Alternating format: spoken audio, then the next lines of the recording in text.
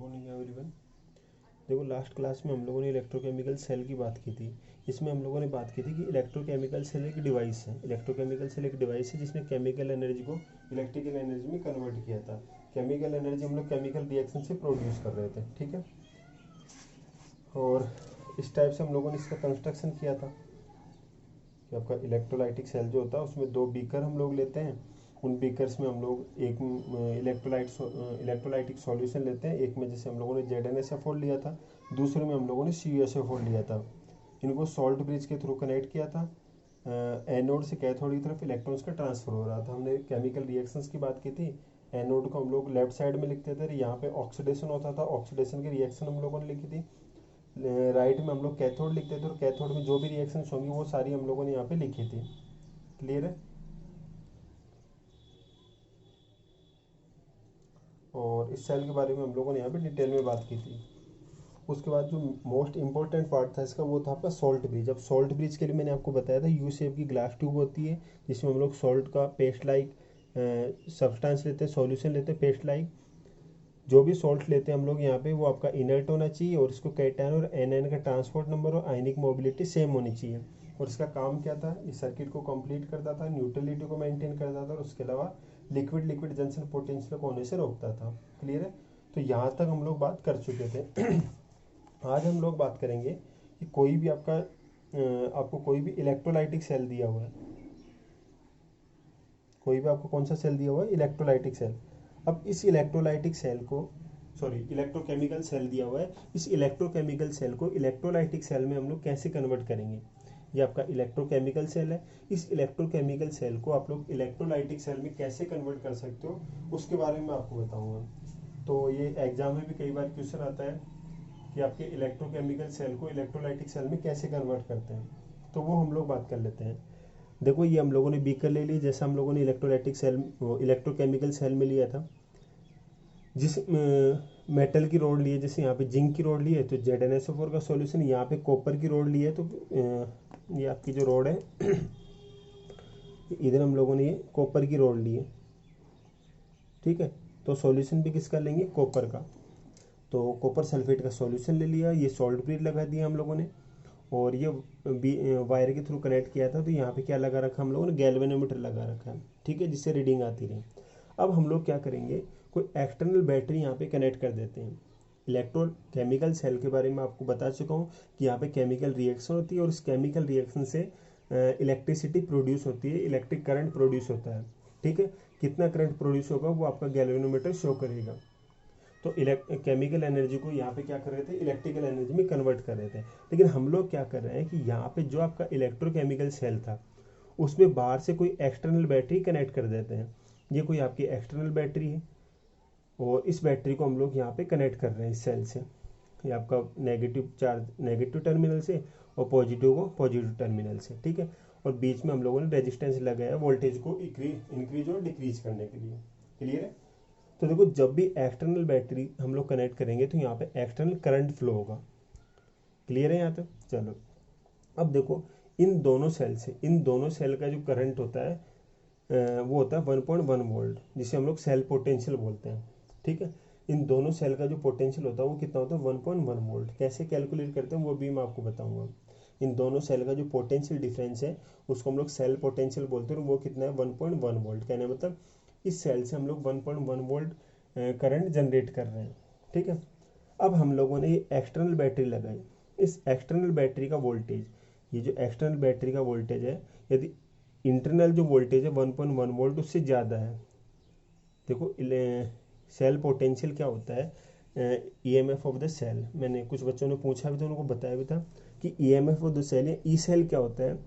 EMF of the cell और E cell होता है कि यहाँ से आपको पता है Zn से इलेक्ट्रॉन निकल रहे थे, इन इलेक्ट्रॉन्स को हम लोग यहाँ से निकाल के कहाँ पे लेके जा रहे थे, कैथोड पे। तो एक driving force EMF of the cell की या ई सेल की बात करूँ तो एक ड्राइविंग फोर्स है जो इलेक्ट्रॉन्स को एनोड से कहाँ पे लेके जा रहा है, कैथोड पे, ठीक है। तो जैसे ये आपका ड्राइविंग फोर्स है, ये इलेक्ट्रॉन्स को एनोड से कैथोड की तरफ लेके जा रहा है। अब हम लोगों ने क्या किया, एक्सटर्नल पोटेंशियल अप्लाई किया। ये आपका एक्सटर्नल पोटेंशियल है और ये हम लोगों ने ई सेल है जो इलेक्ट्रॉन्स को एनोड से कहाँ पे लेके जा रहा है, कैथोड पे, ठीक है। अब ये फोर्स लेफ्ट टू राइट लेके जा रहा है और इधर से हम लोगों ने अपोजिशन फोर्स लगा दिया। एक्सटर्नल बैटरी लगा दी तो वो क्या करेगी, अपोजिशन करेगी। अब ये जो अपोजिशन फोर्स है इस ई सेल के इक्वल हो, दोनों एक दूसरे के क्या हो, इक्वल हो, तो आपका सेल काम करना बंद कर देगा, क्योंकि एक फोर्स जो इलेक्ट्रॉन को लेफ्ट से राइट लेके जा रहा है और दूसरा अपोजिंग फोर्स जो राइट से लेफ्ट लेके आ रहा है, दोनों एक दूसरे के इक्वल होंगे तो आपका सेल काम करना बंद कर देगा। ठीक है। दूसरी कंडीशन ये है कि ये जो आपका एक्सटर्नल पोटेंशियल है, ये जो आपका एक्सटर्नल पोटेंशियल है इंटरनल से ज़्यादा होगा तो रिएक्शन उल्टी होगी। क्या मतलब ये फोर्स जो इंटरनल था वो तो लेफ्ट टू राइट लेके जा रहा है, एक्सटर्नल उल्टा कर रहा है, तो ये उल्टी रिएक्शन होने लग जाएगी। कहने मतलब आपका इलेक्ट्रोकेमिकल सेल इलेक्ट्रोलाइटिक सेल का काम करेगा। और तीसरी कंडीशन ये है कि आपका ई सेल एक्सटर्नल पोटेंशियल से ज़्यादा हो, तो उस कंडीशन में एज यूजुअल जो रिएक्शन हो रही थी वो होती रहेगी। क्लियर है। तो 3 कंडीशन हम लोगों ने लिखी है। फर्स्ट कंडीशन में ई एक्सटर्नल आपके ई सेल से ज़्यादा है तो उल्टी रिएक्शन होगी। कहने मतलब आपका इलेक्ट्रोकेमिकल सेल इलेक्ट्रोलाइटिक सेल में कन्वर्ट हो जाएगा। ठीक है। इलेक्ट्रॉन्स जो पहले एनोड से कैथोड की तरफ जा रहे थे, अपोजिशन फोर्स बढ़ेगा तो उस कंडीशन में इलेक्ट्रॉन कैथोड से एनोड की तरफ आने लग जाएंगे। कहने मतलब आपका जो इलेक्ट्रोकेमिकल सेल था वो इलेक्ट्रोलाइटिक सेल में कन्वर्ट हो जाएगा। ठीक है। सेकंड, जब एक्सटर्नल पोटेंशियल और सेल पोटेंशियल दोनों एक दूसरे के इक्वल हो तो बता चुका हूँ मैं, आपका सेल काम करना बंद कर देगा, क्योंकि दोनों अपोजिंग फोर्स और ड्राइविंग फोर्स दोनों एक दूसरे क्या हो गए, इक्वल हो गए, तो उस कंडीशन में सेल काम करना बंद कर देगा। तीसरी कंडीशन, जब आपका एक्सटर्नल पोटेंशियल ई सेल से कम हो, सेल पोटेंशियल से एक्सटर्नल पोटेंशियल कम हो, तो आपका जो इलेक्ट्रोकेमिकल सेल है एज यूजुअल काम करेगा, उसमें कोई चेंज नहीं आएगा। ठीक है। तो ये आपका यदि एक्सटर्नल पोटेंशियल अप्लाई कर देते हो, इंपॉर्टेंट क्वेश्चन है, कई बार पूछ लिया जाता है, तो याद रखना यदि एक्सटर्नल पोटेंशियल इंटरनल पोटेंशियल से ज़्यादा हो तो आपका इलेक्ट्रोकेमिकल सेल इलेक्ट्रोलाइटिक सेल में कन्वर्ट हो जाएगा, अदरवाइज वो कन्वर्ट नहीं होगा। ठीक है। इसके बाद हम लोग बात करते हैं पोर्टेबल डैनियल सेल की। ठीक है। अभी तक हम लोगों ने जो इलेक्ट्रोकेमिकल सेल्स की बात की थी वहाँ पे आप लोगों ने देखा था कि हम लोगों ने 2 बीकर लिए थे, 2 बीकर लेते थे अलग अलग, उनको सॉल्ट ब्रिज के थ्रू कनेक्ट करते थे, उनमें सॉल्यूशन डालते थे, हम लोग मेटल रोड लगाते थे। तो इस टाइप का जो अरेंजमेंट होता था उसको कैरी करना हमारे लिए डिफिकल्ट होता था। तो आपका कोई भी इलेक्ट्रोकेमिकल सेल है उसमें आप लोग सॉल्ट ब्रिज लगा रहे हो और उससे आप लोग कैरी कर रहे हो, तो वो हमारे लिए कैसा होता था, डिफिकल्ट होता था, इजी टू हैंडल नहीं था वो हमारे लिए। ठीक है। तो हम लोग एक पोर्टेबल डैनियल सेल की बात करते हैं। डैनियल सेल क्या है, वही आपका इलेक्ट्रोलाइटिक सेल का इलेक्ट्रोकेमिकल सेल का एग्जाम्पल है, जो अभी हम लोगों ने बात की थी ZnSO4 और CuSO4 का जो सेल लिया था इलेक्ट्रोकेमिकल सेल, उसी को हम लोग क्या बोल रहे हैं, डैनियल सेल। तो यहाँ पे हम लोग बात करेंगे पोर्टेबल डैनियल सेल की। किसकी बात करेंगे, पोर्टेबल डैनियल सेल। अब ये पोर्टेबल डैनियल सेल क्या होता है, ठीक है। तो देखो लैब में भी आप लोग देखोगे, जब हम लोग एक्सपेरिमेंट करेंगे तब हम लोग देखेंगे पोर्टेबल डैनियल सेल होता कैसा है। तो देखो कॉपर का पॉट होगा, ये कॉपर का बर्तन होगा, जैसे आपका बीकर होता है उसी टाइप का एक कॉपर का बना हुआ बीकर होगा। उस बीकर में या कॉपर के पॉट में हम लोग कॉपर सल्फेट का सॉल्यूशन डालेंगे, कॉपर सल्फेट का एक्वा सॉल्यूशन डालेंगे इस कॉपर के पॉट में। ठीक है। इस कॉपर सल्फेट के सॉल्यूशन के अंदर एक पोरस पॉट रखेंगे। कौन सा पॉट रखेंगे, पोरस पॉट। पोरस पॉट कैसा होता है, जैसे आपका अर्थन पॉट होता है, मटका, जैसे आपका मटका होता है उसी टाइप का मिट्टी का बना होता है। जैसे आपके 9th क्लास में पढ़ा था कि आपका जो अर्थन पॉट होता है, मटका होता है, उसमें पोर्स होते हैं छोटे छोटे। ठीक है। तो उसी टाइप से ये जो आपका पोरस पॉट है उसमें भी छोटे छोटे पोर्स हैं जिनके थ्रू आयंस का मूवमेंट हो सकता है। ठीक है। तो ये आपका कॉपर का पॉट, कॉपर के पॉट में कॉपर सल्फेट का सॉल्यूशन, और उस सॉल्यूशन के अंदर आप लोगों ने क्या रख दिया, ये पोरस पॉट रख दिया। इस पोरस पॉट के अंदर आप लोग ZnSO4 का एक्वा सॉल्यूशन लोगे और उस ZnSO4 के एक्वा सॉल्यूशन में जिंक की रॉड लगा दोगे। ठीक है। तो देखो पोरस पॉट और उसके अंदर ZnSO4 का सॉल्यूशन, जिंक रॉड, तो ये तो आपका एनोड हो गया। और कॉपर का पॉट, कॉपर की रॉड की जगह क्या ले रहे हैं, कॉपर का पॉट ले रहे हैं और कॉपर सल्फेट का सॉल्यूशन, ये आपका कैथोड हो गया। तो ये अंदर की तरफ एनोड, बाहर की तरफ कैथोड। ठीक है। और वही आप लोग इलेक्ट्रॉन्स का फ्लो होगा एनोड टू कैथोड की तरफ। तो यहाँ पे आप लोग बीच में गैल्वेनोमीटर लगा देते हो रीडिंग लेने के लिए। ठीक है। तो जैसा हम लोगों ने अभी तक किया है तो उसी टाइप से एनोड रिएक्शन, एनोड पे आपका Zn2+ में कन्वर्ट हो रहा था, साथ में 2 इलेक्ट्रॉन रिलीज हो रहे थे। कैथोड रिएक्शन, कैथोड पे आपका Cu2+ 2 इलेक्ट्रॉन गेन कर रहा था, किस में कन्वर्ट हो रहा था, Cu में। सेल रिएक्शन की बात करें तो दोनों रिएक्शन को ऐड करके लिख दो, ये आपकी ओवरऑल सेल रिएक्शन आ गई। ठीक है। तो ये Daniell cell, portable Daniell cell की हम लोगों ने प्रोसेस देख ली, किस टाइप से यहाँ पे ऑक्सीडेशन और रिडक्शन होगा। ठीक है। अब सेल डायग्राम कैसे बनाएंगे वो देख लो।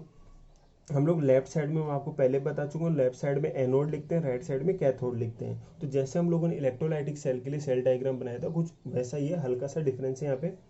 तो उसकी तरह वही, सबसे पहले एनोड इलेक्ट्रोड लिखेंगे। एनोड जो जिस भी मेटल का एनोड इलेक्ट्रोड ले रहे हैं, जैसे यहाँ पे जिंक मेटल का ले रहे हैं तो जिंक लिख देंगे। उसके बाद बार लगाएंगे, ठीक है। उसके बाद एनोड का प्रोडक्ट लिखेंगे। अब एनोड प्रोडक्ट क्या बन रहा है, Zn2+, तो वो लिख देंगे। डबल बार लगाएंगे साल्ट ब्रिज के लिए, ठीक है। यहाँ पे हम लोग साल्ट ब्रिज काम में नहीं ले रहे हैं, लेकिन इलेक्ट्रोकेमिकल सेल होते हैं उन्हें मोस्टली हम लोग साल्ट ब्रिज काम में ले रहे हैं। यहाँ पे साल्ट ब्रिज काम में क्यों नहीं लिया है, क्योंकि यहाँ पे जो आयंस का मूवमेंट होता है, जो न्यूट्रलिटी मेंटेन होगी, वो यहाँ पे आयंस के मूवमेंट के थ्रू हो जाएगी, क्योंकि ये पोरस स्पॉट है, इससे आयन अंदर भी जा सकते हैं, बाहर भी आ सकते हैं। तो आयंस के मूवमेंट की वजह से यहाँ पे न्यूट्रलिटी मेंटेन हो जाएगी, तो सॉल्ट ब्रिज की रिक्वायरमेंट नहीं है। तो सॉल्ट ब्रिज।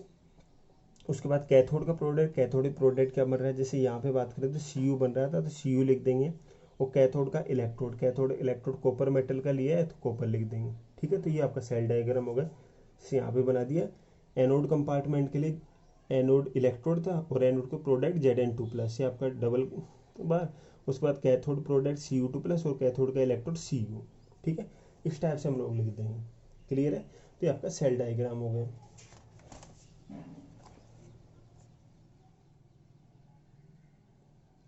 उसके बाद आपका नेक्स्ट पार्ट है सेल पोटेंशियल और EMF of the cell. Cell potential है, ईएमएफ मैं आपको बता चुका हूँ कि ईएमएफ क्या होता है, ड्राइविंग फोर्स होता है जो इलेक्ट्रॉन्स को एनोड से कैथोड की तरफ लेके जाता है, और उसी को हम लोग सेल पोटेंशियल भी बोलते हैं। तो देखो, सेल पोटेंशियल ईएमएफ की बात करने से पहले मैं इलेक्ट्रोड पोटेंशियल की बात कर लेता हूँ, ठीक है। इलेक्ट्रोड पोटेंशियल क्या होता है, इलेक्ट्रोकेमिकल सेल बताने से पहले मैंने आपको बताया था कि जब भी किसी इलेक्ट्रोलाइटिक सॉल्यूशन में, किसी सॉल्ट के सॉल्यूशन में उसी सॉल्ट की उसी मेटल की रॉड डिप करते हैं, कोई भी आपका सॉल्ट का सॉल्यूशन है, जैसे आप लोगों ने ZnSO4 का सॉल्यूशन लिया था, उसमें यदि जिंक की रॉड डिप करते हो तो आपको पता है कि Zn आपका Zn2+ में कन्वर्ट हो रहा था। कहना मतलब Zn इलेक्ट्रॉन छोड़ के जा रहा था, तो रोड पे आपका नेगेटिव चार्ज आ रहा था, सॉल्यूशन में आपके पॉजिटिव चार्ज आ रहे थे। तो इस टाइप से कोई भी मेटल की रोड को आप लोग डिप करोगे तो हो सकता है रोड पे नेगेटिव चार्ज आ जाए, उसके चारों तरफ पॉजिटिव चार्ज आ जाए, कहना मतलब ऑक्सीडेशन हो जाए।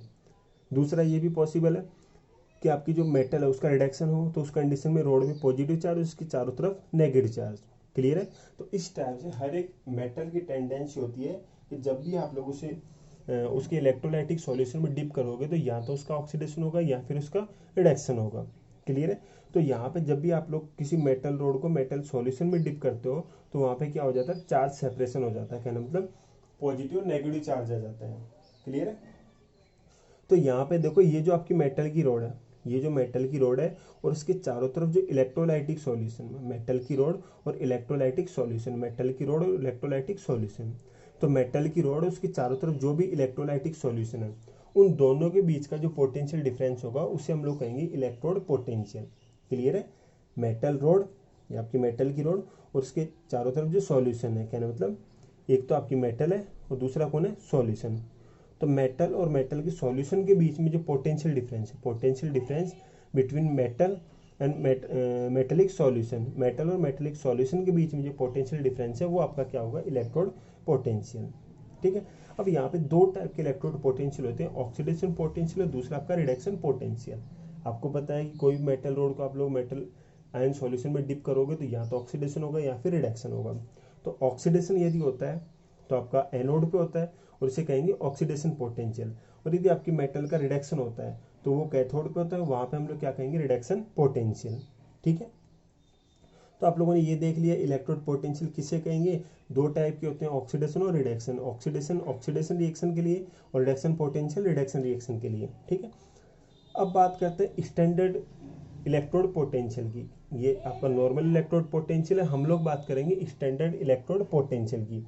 अब ये स्टैंडर्ड इलेक्ट्रोड पोटेंशियल क्या होता है, यदि हम लोग स्टैंडर्ड कंडीशन ले लें, कैसी कंडीशन ले लें, स्टैंडर्ड कंडीशन। स्टैंडर्ड कंडीशन का मतलब क्या होता है, 298 केल्विन टेम्परेचर, कहना मतलब 25 डिग्री सेल्सियस टेम्परेचर ले लेते हैं, 1 बार हम लोग प्रेशर ले लेते हैं, और जो आपके इलेक्ट्रोलाइटिक सॉल्यूशन है उनकी कंसंट्रेशन लेते हैं 1 मोल, ठीक है। तो स्टैंडर्ड कंडीशन हो गई, 1 बार हम लोग यहाँ पे 1 बार हम लोग क्या लेते हैं, प्रेशर लेते हैं, 298 केल्विन टेम्परेचर लेते हैं, और 1 मोलर आप लोग क्या ले लेते हो, कंसंट्रेशन ले लेते हो। तो इस कंडीशन को आप लोग क्या कहोगे, स्टैंडर्ड कंडीशन।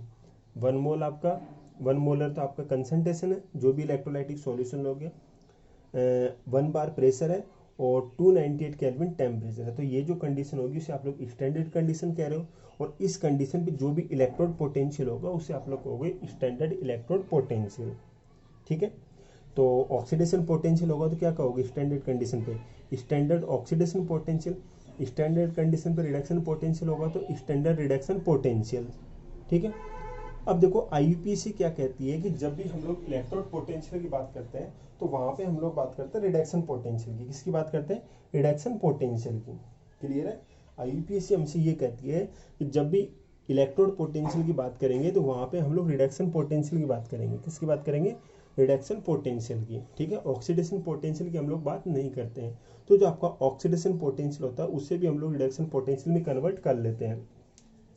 अभी मैंने आपको पहले बताया था कि ऑक्सीडेशन पोटेंशियल और रिडक्शन पोटेंशियल दोनों एक दूसरे के इक्वल होते हैं, बस इनके साइन में चेंज होता है। क्या होता है, इनके साइन में चेंज होता है। यदि आपका ऑक्सीडेशन पोटेंशियल पॉजिटिव है उसको यदि रिडक्शन पोटेंशियल की टर्म्स में लिखेंगे तो नेगेटिव साइन लगाएंगे।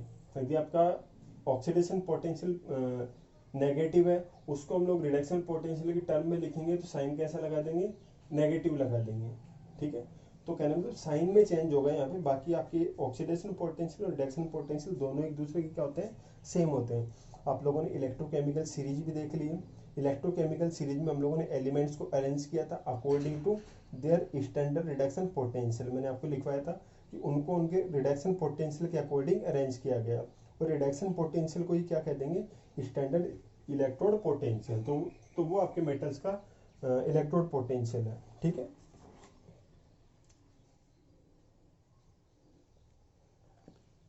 अब देखो यहाँ पे हम लोगों ने सेल पोटेंशियल की डेफिनेशन लिखी है। तो सेल पोटेंशियल क्या होता है, जो भी आपके 2 हाफ सेल हैं, एक तो आपका एनोड हाफ सेल, दूसरा आपका कैथोड हाफ सेल।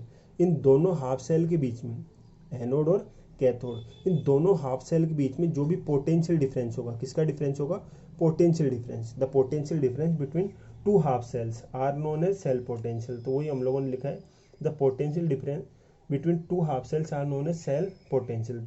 जो भी आपके 2 सेल है एनोड और कैथोड, इनके बीच का जो पोटेंशियल डिफरेंस होगा, कहना मतलब ये जो आप लोगों गैल्वेनोमीटर लगाते हो, इस गैल्वेनोमीटर में जो भी रीडिंग आ रही है वो किसको रिप्रेजेंट कर रही है, सेल पोटेंशियल को। ठीक है, और सेल पोटेंशियल को हम लोग वोल्ट में मेजर करते हैं। अब देखो सेल पोटेंशियल और ईएमएफ ऑफ द सेल में हल्का सा डिफरेंस होता है। डेफिनेशन जो हम लोग लिखेंगे उसमें हल्का सा डिफरेंस है। ठीक है, हालांकि इतना बोर्ड लेवल पे हम लोग इतना गौर से नहीं देखते हैं, लेकिन सॉरी कंपटीशन के पॉइंट ऑफ व्यू से देखा जाए तो इन दोनों में डिफरेंस होता है। डिफरेंस क्या होता है, सेल पोटेंशियल क्या है, पोटेंशियल डिफरेंस है, और ईएमएफ ऑफ द सेल भी क्या है, पोटेंशियल डिफरेंस है। जो आपके 2 हाफ सेल हैं उनके पोटेंशियल डिफरेंस है। ईएमएफ ऑफ द सेल भी potential difference between 2 half cell, और सेल पोटेंशियल भी potential difference between 2 half cell. लेकिन कंडीशन क्या है कि सेल पोटेंशियल जो है, जो आपका सेल पोटेंशियल है वो पोटेंशियल डिफरेंस है किसी भी कंडीशन पे।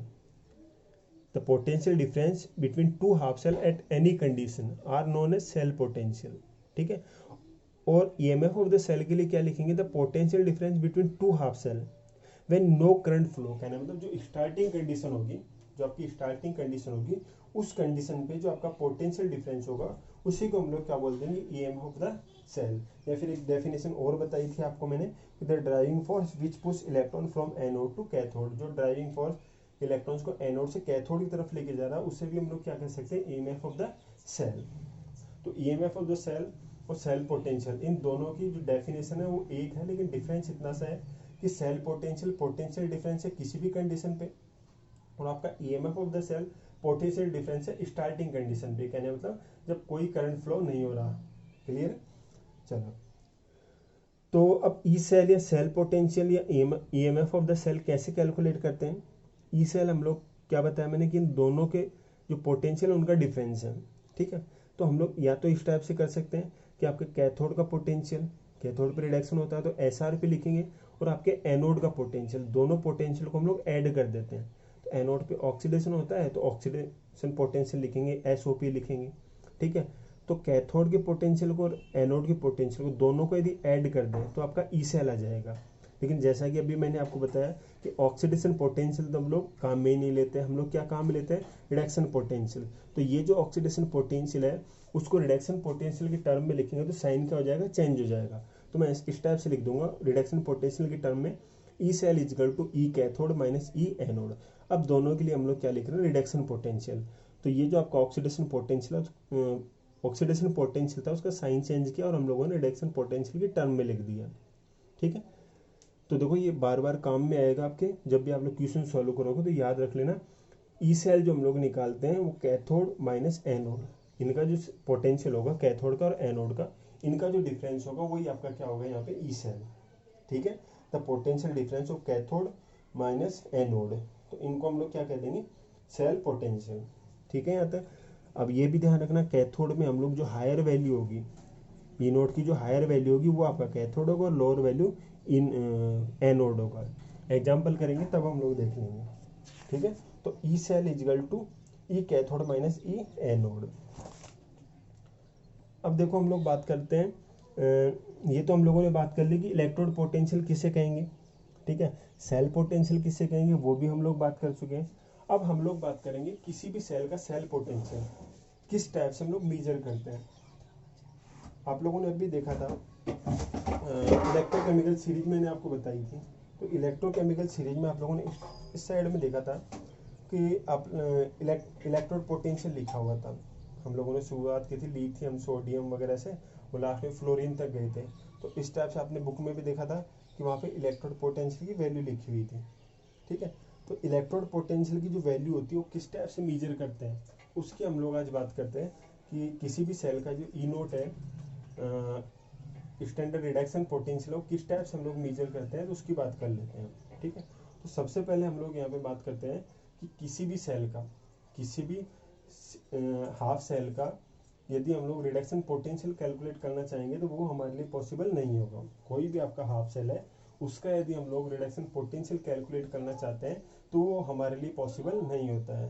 तो सिंपल सी बात करता हूँ मैं, क्लास में जैसे बच्चे होते हैं, ठीक है, अब किसी सिंगल बच्चे के लिए आप लोग ये कहो, जैसे क्लास में एक ही बच्चा है और उसके लिए ये कहोगे इंटेलिजेंट है वीक है, तो आप लोग सिंगल के लिए तो नहीं बता सकते। आप लोग क्या करोगे, कम से कम 2 बच्चे लोगे, उन दोनों को कंपेयर करोगे और कंपेयर करके आप लोग बताओगे कि ये आपका इंटेलिजेंट और ये आपका वीक है। समझ में आ रहा है कहना, मतलब उनका टेस्ट लोगे, जिसके अच्छे नंबर आए वो आपका इंटेलिजेंट है और जिसके कम नंबर आए वो कैसा है, वीक है। तो कुछ ऐसा ही यहाँ पे होता है, हाफ सेल का हम लोग रिडक्शन पोटेंशियल कैलकुलेट नहीं कर सकते तो कोई ना कोई दूसरा यहाँ पे हाफ सेल काम में लेते हैं। कहने में एक तो हाफ सेल हो गया, उसके साथ दूसरा हाफ सेल और काम में लेते हैं, उन दोनों का डिफरेंस हम लोग कैलकुलेट कर सकते हैं। क्लियर है, तो जब भी हम लोग रिडक्शन पोटेंशियल कैलकुलेट करेंगे तो 2 सेल का हम लोग क्या चेक करते हैं, डिफरेंस। जैसे अभी मैं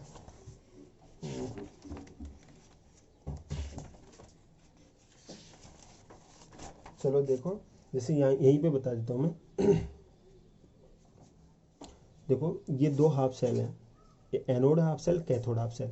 तो किसी एक सेल का आप लोग SRP कैलकुलेट करना चाहो पॉसिबल नहीं है। ठीक है, कैसे कैलकुलेट करते, दोनों सेल लगाएंगे, उनको यहाँ पे हम लोग क्या करेंगे, गैल्वेनोमीटर से कनेक्ट कर देंगे। अब ये जो गैल्वेनोमीटर रीडिंग शो करेगा वो इन दोनों का डिफरेंस बताएगा कि इन दोनों के सेल पोटेंशियल में कितना डिफरेंस है। ठीक है, तो किसी एक सेल का SRP कैलकुलेट करना हमारे लिए डिफिकल्ट होगा, हम लोग सिर्फ डिफरेंस कैलकुलेट कर सकते हैं। क्लियर है यहाँ तक। चलो, तो डिफरेंस कैलकुलेट करने के लिए हम लोग क्या करते हैं, एक स्टैंडर्ड लेते हैं। हम लोग क्या लेते हैं कि स्टैंडर्ड लेते हैं, उस स्टैंडर्ड को हम लोग 0 मानते हैं। स्टैंडर्ड को कितना मानते हैं, 0 मानते हैं, और उसकी रेस्पेक्ट में हम लोग चेक करते हैं। देखो यहाँ पे बताया मैंने कि आप लोग सेल पोटेंशियल निकालोगे, जैसे इस सेल का आपको इलेक्ट्रोड पोटेंशियल निकालना है तो आप लोग यहाँ पे सेल पोटेंशियल निकालोगे। ये सेल पोटेंशियल दोनों हाफ सेल का, इन दोनों हाफ सेल का डिफरेंस शो कर रहा है। तो यहाँ पे हम लोग कोई भी एक सेल ऐसा लेते हैं जिसका इलेक्ट्रोड पोटेंशियल 0 मान लेते हैं, तो ये डिफरेंस होगा और दूसरे वाले सेल का सेल पोटेंशियल हो जाएगा। तो ऐसा जो रेफरेंस इलेक्ट्रोड लेते हैं जिसका हम लोग 0 मानते हैं, हालांकि 0 होता नहीं लेकिन हम लोग मानते हैं कैलकुलेशन के लिए, तो वो रेफरेंस इलेक्ट्रोड जो होता है वो हम लोग लेते हैं SHE, स्टैंडर्ड हाइड्रोजन इलेक्ट्रोड। अभी स्टैंडर्ड हाइड्रोजन इलेक्ट्रोड क्या होता है, रेफरेंस इलेक्ट्रोड होता है जिसके थ्रू हम लोग दूसरे इलेक्ट्रोड का सेल पोटेंशियल है इलेक्ट्रोड पोटेंशियल कैलकुलेट करते हैं। तो कैसे बनना होता है, ये कई बार डेफिनेशन पूछ ली जाती है बोर्ड एग्जाम में इसकी। तो कैसे बनाते हैं, ऐसे चीज एक बीकर लेते हैं, उस बीकर में हम लोग 1 मोलर HCl का सॉल्यूशन लेते हैं। क्लियर है, एक बीकर लेंगे, उस बीकर में हम लोग 1 मोलर HCl का सॉल्यूशन लेंगे। ठीक है, तो ये आपका बीकर हो गया। इस बीकर में आप लोगों ने 1 मोलर HCl का सॉल्यूशन ले लिया। ठीक है, यहाँ पे एक आप ग्लास की ट्यूब लगाओगे, ये आपकी ग्लास की ट्यूब है, उल्टी करके आप लोगों ने ग्लास की ट्यूब लगा दी। इस ग्लास की ट्यूब में वायर के थ्रू ये प्लेटिनम कोटेड शीट है, ये आप लोगों ने क्या लगा दी, प्लेटिनम कोटेड शीट। तो प्लेटिनम कोटेड शीट है और इस ग्लास जो ग्लास की ट्यूब है उसमें आप लोग हाइड्रोजन गैस पास कर रहे हो। ठीक है, तो ये जो आपका SHE होगा कैसे बनाया, आप लोगों ने एक बीकर लिया, बीकर में आप लोगों ने 1 मोलर HCl का सॉल्यूशन लिया, इसमें आप लोगों ने ग्लास की ट्यूब ली, ग्लास की ट्यूब के अंदर प्लेटिनम कोटेड शीट है और इस ग्लास की ट्यूब में आप लोग हाइड्रोजन गैस पास करते हो। तो ये तो हो गया आपका SHE का कंस्ट्रक्शन। अब वर्क कैसे होगा, ये जो आपका एक्सटेंडेड हाइड्रोजन इलेक्ट्रोड है ये एनोड का काम भी कर सकता है, कैथोड का काम भी, डिपेंड करेगा सामने वाले मेटल पे। ये सामने वाली मेटल कौन सी है, सामने वाली मेटल यदि हाईली रिएक्टिव है, सामने वाली मेटल कैसी है, हाईली रिएक्टिव, तब तो कैथोड का काम कर जाएगा, और लेस रिएक्टिव है तब एनोड का काम कर जाएगा। दोनों ही एग्जाम्पल हम लोग देखेंगे। तो देखो, जब एनोड का काम करेगा उस कंडीशन में ये जो हाइड्रोजन गैस होगी उसका ऑक्सीडेशन होगा, आपको पता है एनोड पे ऑक्सीडेशन होता है, तो हाइड्रोजन गैस का ऑक्सीडेशन होगा। ठीक है, और जब कैथोड का काम करेगी तो ये जो आपका HCl है वहाँ पे H+ का रिडक्शन होगा और हाइड्रोजन गैस बनेगी। क्लियर है, तो एनोड पे काम करेगा तो हाइड्रोजन गैस काम में आएगी, H+ में कन्वर्ट होगी, और कैथोड का काम करेगा तो ये जो H+ होगा वो H2 में कन्वर्ट हो जाएगा। तो कहना मतलब दोनों ही रिएक्शन यहाँ पे पॉसिबल है, ऑक्सीडेशन भी और रिडक्शन भी, डिपेंड करेगा सामने वाले सेल पे। ठीक है, अब देखो कैसे मेजर करते हैं इलेक्ट्रोड पोटेंशियल। ये हम लोगों ने हाइड्रोजन इलेक्ट्रोड ले लिया, ये रेफरेंस इलेक्ट्रोड है। ठीक है, और दूसरा जिस भी सेल का हमें जिस भी मेटल या इलेक्ट्रोड का हमें सेल पोटेंशियल कैलकुलेट करना है, इलेक्ट्रोड पोटेंशियल कैलकुलेट करना है, उसके साथ कनेक्ट कर लेते हैं। तो ये तो आपका SHE और ये आपकी दूसरी मेटल, जिस भी मेटल है, जैसे हम लोगों ने यहाँ पे जिंक मेटल ले ली कि जिंक मेटल के लिए इलेक्ट्रोड पोटेंशियल कितना होगा। तो देखो सारा अरेंजमेंट हम लोगों ने फिक्स कर दिया। गैल्वेनोमीटर में जो भी रीडिंग शो करेंगे, गैल्वेनोमीटर में जो भी रीडिंग आएगी वो क्या है, cell potential. Cell potential means इन दोनों हाफ सेल का पोटेंशियल डिफरेंस। तो देखो यहाँ पे हम लोग रीडिंग चेक करते हैं तो E0 सेल कितना था, 0.76 वोल्ट। यहाँ पे जो रीडिंग आती है वो कितनी आती है, 0.76 वोल्ट। ठीक है, अब हाइड्रोजन इलेक्ट्रोड है, इसका हम लोग 0 मान रहे हैं, इसका कितना मान रहे हैं, 0 मान रहे हैं। तो E0 सेल इजिकल टू, मैंने आपको बता दिया, E0 cathode minus E0 anode. अब देखो ये तो आपका एनोड, ये आपका कैथोड। तो कैथोड के लिए रीडिंग कितनी है, 0। एनोड के लिए कैलकुलेट करनी है आपको, तो कैथोड के लिए 0 लिख दी, एनोड आप लोगों ने लिख दिया। अब E0 सेल आपका सेल पोटेंशियल 0.76 वोल्ट आ रहा है, कैथोड के लिए 0, एनोड आपको कैलकुलेट करना है, एनोड इधर आ जाएगा और 0.76 इधर आ जाएगा। तो E0 एनोड के लिए आ जाएगा माइनस के 0.76 वोल्ट। एनोड किसका है, जिंक मेटल का। तो आप लोग लिख सकते हो E0 Zn2+2 Zn, ये आप लोगों ने Zn2+ को Zn में कन्वर्ट किया है, मैंने आपको पहले बताया था रिडक्शन की टर्म में लिखते हैं। तो Zn2+ का Zn में रिडक्शन हुआ तो वहाँ पे E0 कितना आएगा, माइनस के 0.76 वोल्ट। ठीक है, तो हम लोग स्टैंडर्ड कंडीशन पे किसी भी सेल के लिए इलेक्ट्रोड पोटेंशियल को कैलकुलेट कर सकते हैं। क्लियर है यहाँ तक, चलो एक और एग्जांपल ले लेते हैं कॉपर के लिए। इसमें क्या करेंगे, वही आपका SHE स्टैंडर्ड हाइड्रोजन इलेक्ट्रोड, दूसरी तरफ कॉपर की मेटल लगाइए, कॉपर सल्फेट का सॉल्यूशन लगाए। अब देखो लास्ट एग्जांपल में हम लोगों ने SHE को इधर लिखा था, इस एग्जांपल में हम लोग लेफ्ट में लिख रहे हैं। ऐसा क्यों, तो मैं आपको पहले ही बता चुका हूँ, एनोड को हमेशा लेफ्ट में लिखेंगे। तो जब जिंक लिया था तो आपका SHE क्या था, कैथोड था, तो राइट में लिखा। कॉपर काम में ले रहे हैं, आपको पता है कि हाइड्रोजन कॉपर से मोर रिएक्टिव है, तो उस कंडीशन में एनोड का काम करेगा, तो इसलिए हम लोग इसे किस में लिख रहे हैं, लेफ्ट साइड में। ठीक है, अब देखो पूरा अरेंजमेंट हो गया। यहाँ पे जो भी रीडिंग आएगी वो किसको रिप्रेजेंट करेगी, सेल पोटेंशियल को। किसको रिप्रेजेंट करेगी, सेल पोटेंशियल को। ठीक है, अब हाइड्रोजन का आपको पता है ये 0 होता है, तो E0 सेल यहाँ पे जो रीडिंग आती है वो आती है 0.34 वोल्ट। कितनी आती है, 0.34 वोल्ट। अब E0 सेल इजकल टू, आपको पता है E0 cathode minus E0 anode. ठीक है, E0 cathode minus E0 anode.